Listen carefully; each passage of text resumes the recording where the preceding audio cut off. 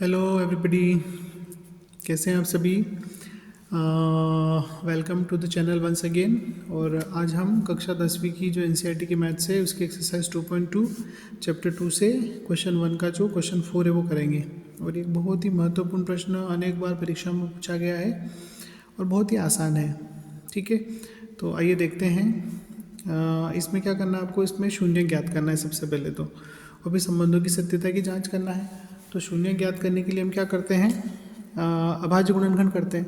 लेकिन यहाँ पर हमारा जो तीसरा पद होता है अचर पद, वो पद नहीं है, तो उसकी वजह से सवाल और भी आसान हो गया है। हम क्या कर सकते हैं, गुणनखंड करने के लिए यहाँ सीधे कॉमन निकाल सकते हैं। तो देखिए यहाँ पर 4 कॉमन निकल रहा है इन दोनों में से, और एक आपका क्या निकल रहा है, u कॉमन निकल रहा है। ठीक है, जब आपने 4u कॉमन निकाल लिया तो यहाँ पर अंदर क्या बचा, u और प्लस 2। ठीक है, अब आपका 4u और u प्लस 2। ठीक है, अब ये है तो हम क्या करेंगे, यदि आपका 4u बराबर क्या हो, 0 हो, तो u बराबर आपको क्या मिल जाएगा, 0।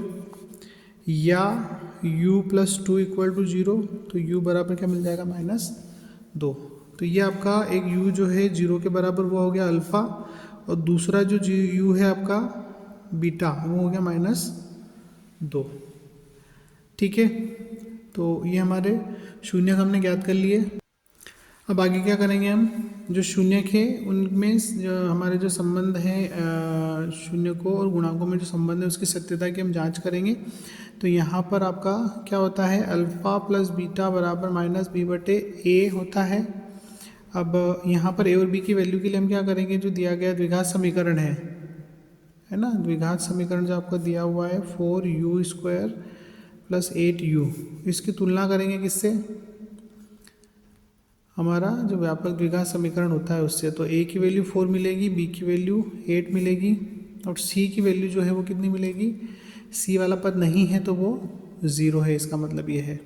ठीक है, तो अब यहाँ पे आप वैल्यू रखेंगे अल्फ़ा प्लस बीटा। अल्फ़ा की वैल्यू हमारे पास 0 है, बीटा की वैल्यू हमारे पास -2 है, बराबर -b/a का मतलब -8/4।